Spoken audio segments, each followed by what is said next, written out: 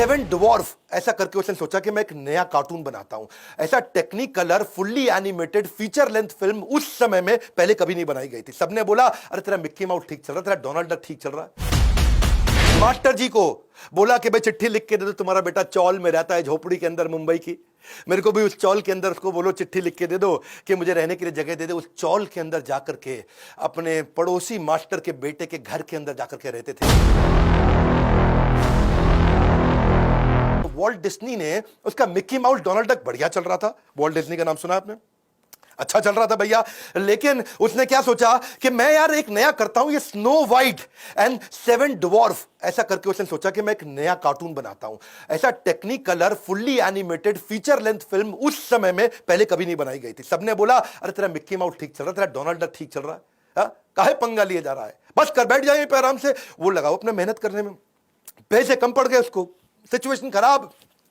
और जो है डिज्नी लेकिन लगा रहा, वॉल्ट डिज्नी लगा रहा, भैया बना दूंगा बना दूंगा बना दूंगा। दुनिया भर में ट्रैवल करके आया, पैसे मांगे लोगों से, कोई उसको पैसा भी नहीं दे रहा। हालत भी खराब हो गई उसकी। उसकी बीवी ने, उसके भाई ने मना किया, अरे बस कर बैठ जा, तेरा मिक्की माउस तो ठीक चल रहा है, बैठ आराम से। वो माना नहीं, बहुत मेहनत किया। जब पैसा कहीं नहीं मिला तो मकान उसने अपना गिरवी रखा, तब जाकर के पैसा लेके आया। और उसको इतनी बड़ी सफलता मिली कि उसने 1.5 मिलियन डॉलर लगाया और 8 मिलियन डॉलर का उसको रिटर्न मिला। बहुत भयंकर रेवेन्यू मिला, पैसा बहुत लगा लेकिन रेवेन्यू मिला। री रिलीज करते रहे मूवी, इतनी पॉपुलर होती चली गई मूवी। धीरू भाई अंबानी, हाँ, जो कि जब बंबई पहुंचे थे ना, तो अपने पड़ोसी मास्टर जी को बोला कि भाई चिट्ठी लिख के दे दो, तुम्हारा बेटा चौल में रहता है झोपड़ी के अंदर मुंबई की।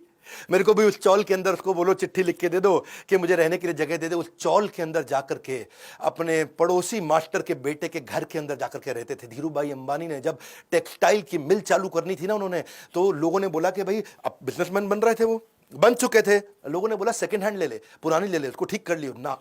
बोले करूंगा तो नंबर 1 काम करूंगा। रिस्क लिया और आज पूरी दुनिया जानती है। वो क्या कहते थे, मैं बेस्ट करता हूं, सबसे एडवांस टेक्नोलॉजी के साथ काम करता हूं। इलॉन मस्क, उसने भी कई रिस्क लिए। इलॉन मस्क तो रिस्क का राजा है जी, उससे ज्यादा रिस्क कौन लिया। जब स्पेसएक्स की बात किया कि मैं जाऊंगा अंतरिक्ष के अंदर, नील आर्मस्ट्रांग जो सबसे पहले गए थे चांद पे, जिसकी बात हमेशा की जाती है, नील आर्मस्ट्रांग आज तक इसका मजाक उड़ाता रहा। आज तक इसकी निंदा करी उसने, ये बेकार है, नहीं कर पाएगा, नहीं कर पाएगा। क्योंकि वो कहता था कि कमर्शियल स्पेस फ्लाइट जो डेवलप कर रहा है वो हमेशा उसके अगेंस्ट है नील आर्मस्ट्रांग।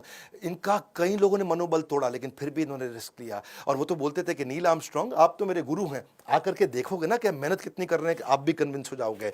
2008 के दौरान ना इनके पास केवल 40 मिलियन डॉलर बचे थे और 2 सबसे ज़्यादा डिफिकल्ट प्रोजेक्ट थे इनके, एक था स्पेसएक्स, एक था टेस्ला। दोनों बहुत रिस्की थे और केवल 40 मिलियन डॉलर बचे थे। अब इनके पास बिल्कुल क्लियर था कि एक में 40 मिलियन डॉलर डालूंगा, दूसरी कंपनी मर जाएगी, बर्बाद हो जाएगी, या दोनों में डिवाइड करके डालूंगा तो दोनों मर जाएंगे, बर्बाद हो जाएंगी। तो एक में डालूं एक चल जाएगी, दूसरी खत्म होगी। दोनों में 20-20 डाल दूंगा तो दोनों खत्म हो जाएंगी, क्योंकि इतने कम पैसे में कंपनी उठती नहीं। लेकिन उसने दोनों में डाला और दोनों कंपनी उठाई। रिस्क है, करेज है, कर्ज नहीं है, इसको समझना ध्यान से। छठी इनकी आदत, ये डिसिप्लिन रहता है इनका हेल्थ और फिटनेस के।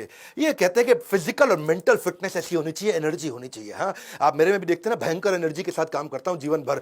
फिटनेस ना एक रिश्ते की तरह है, उस रिश्ते के साथ चीटिंग करोगे ना तो रिश्ता लंबा कभी चलेगा नहीं।